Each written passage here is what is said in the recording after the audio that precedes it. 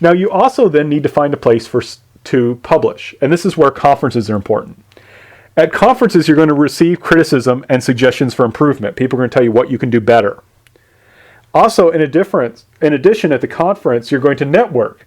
You're going to find scholars who work in the same field as you. And scholars are not simply individuals who work. We're communities. We learn from each other. We help each other out. And that's why it's really important to go there to learn and meet other people who study the same thing as you do.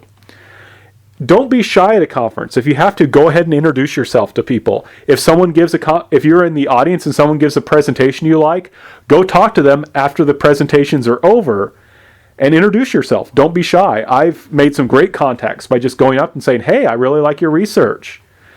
This is why it's important, by the way, to have business cards. Make sure that you have business cards with your name and your contact information on it so that it's very easy to give that to someone, especially if they're in a hurry. Or if you're in a hurry. Now, finding a place to publish. The easiest way sometimes is, I've had this happen to me twice where I've gone to a conference and they've invited me to submit my article for publication. That's fairly easy. Another thing to do is, remember those email lists I talked to you about? Those email lists will often also have journals that will say, we are looking for someone to publish. Or there'll be books, edited books, saying we want someone to contribute chapters for our books. And I've had things published that way. And of course, so this is one thing you can do, is those email lists, you'll constantly be seeing advertisements, them looking for people to publish. Now you have to be careful. No one should ever ask you for money to publish your article. They should never do that. If they're asking you for that, it's probably not a legitimate place to publish. So I just want to warn you, they should not be asking you to pay money to publish a journal article. Books are another matter. Sometimes books will request a subvention, which is where you're asked to get money or get some funding to get the book published. That's usually okay, but it's not okay with journal articles. Now, you'll have a choice in publishing your article. You can sometimes have it published in a book as part of an edited volume, and I've done that. And I've also had books published in journal articles. Journal articles are usually considered more prestigious because they have to be accepted by more people. They have to go through a peer review process to get approved. So journals are usually considered to be a little higher than having a chapter in a book. And also, usually a journal can print your article faster. I submitted an article back in 2008 to be published in a book. And it's only, I think, in summer of 2013, they hope to publish the book. That takes a long time. But usually a journal article is much less time. Now, trying to find a journal to publish in is relatively easy. You just have to ask yourself, what journals do I read? For example, I read oftentimes the Journal of Korean Religions because I study Korean religious history. So that's a place I should try and publish in. So that's one thing to think about. You can also just do internet search. Just do, if you study economics, do a search for journal economics, and you'll probably find something. Now again, when you prepare your submission, you have to be similar with the conference. You have to read the instructions carefully. Different journals have different requirements in terms of the format, the word count, and the deadline. And you want to be professional. You want to make sure that if there is a deadline that you keep it. And you want to make sure that if it says 10,000 words, don't send them a paper with 12,000 words.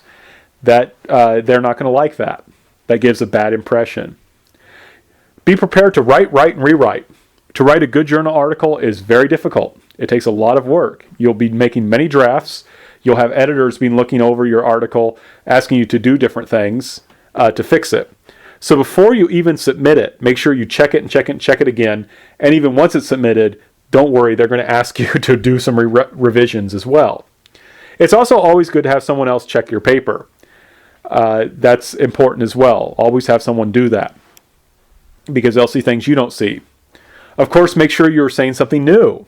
And make sure you include those revisions that advice people gave you at the conference. Now, there's different kinds of refereed journals, and it's very important for it to be refereed. By being refereed, what that means is that not anyone can publish in the journal. You have to get accepted there has to be basically the editors of the journal and oftentimes an outside expert have to accept your article as being good. That's really important, right? That means that that's why the journal is trustworthy, because people are checking the articles before just publishing them. That's what makes one reason why journals are usually a little bit better than having having your article published as a chapter in a book. Because to get published as a chapter as a book, you just have to make that one editor of the book happy. But usually to get something published in a journal, your article has to be approved by 3 or 4 people. Now there's what's called single blind referred journals, which all that means is that you won't know who reviews your article, but the people who are reviewing the article will know who you are. What's considered even better, and what is the case of most journals, is double blind.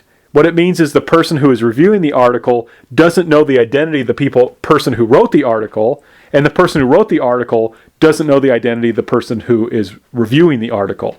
And that's considered the most prestigious, because you can't just say, well, I like that guy, I'm going to publish his article, because you don't know who it is.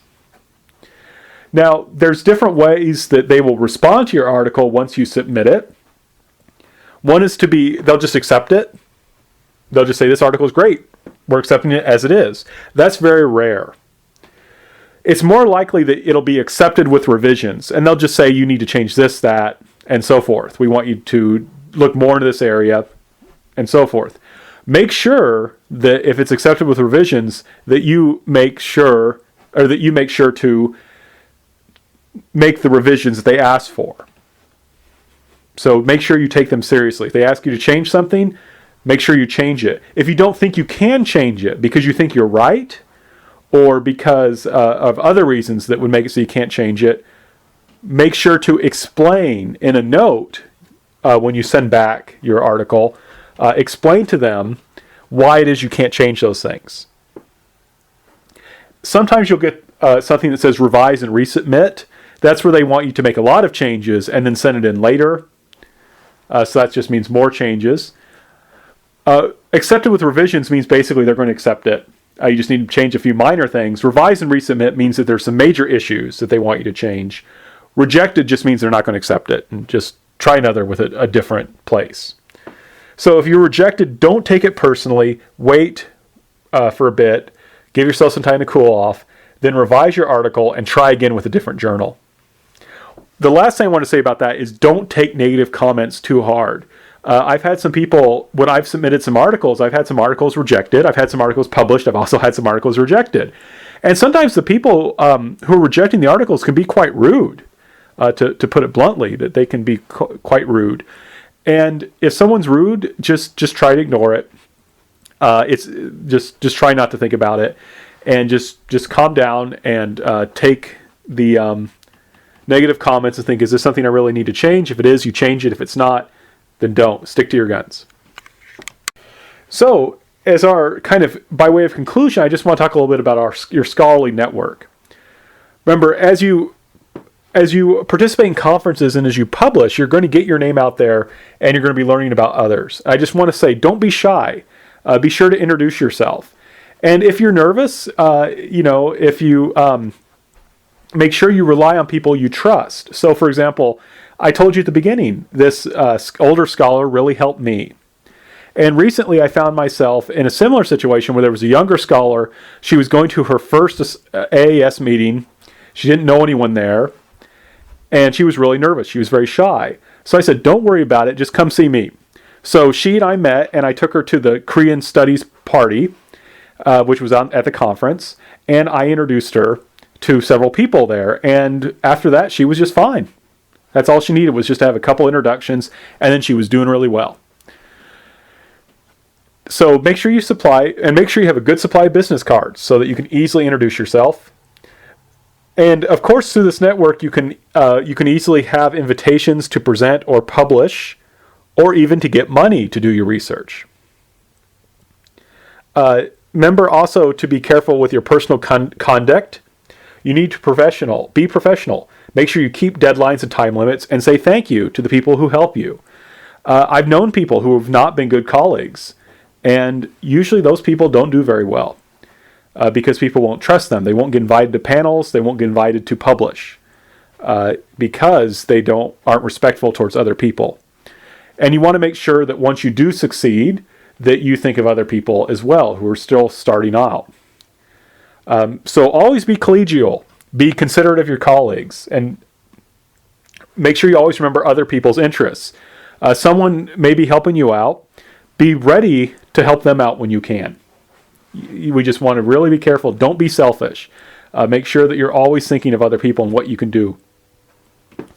One thing, of course, is if you are a member of an organization. When I first gave this presentation, it was for the Junior Faculty Development Program, which Mrs. Munavar-Zarpo was part of. I was her mentor for that program. And I just want to stress, maintain your communication with your mentors, either that or somewhere else, because they'll oftentimes help you.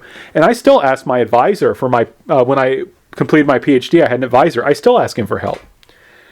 But the key thing is that through mutually beneficial relationships, we can help everyone build a strong scholarly community. And that's going to benefit the scholarly community itself, and it will help you to be a better teacher, and it will help you then to give what you learn to your students.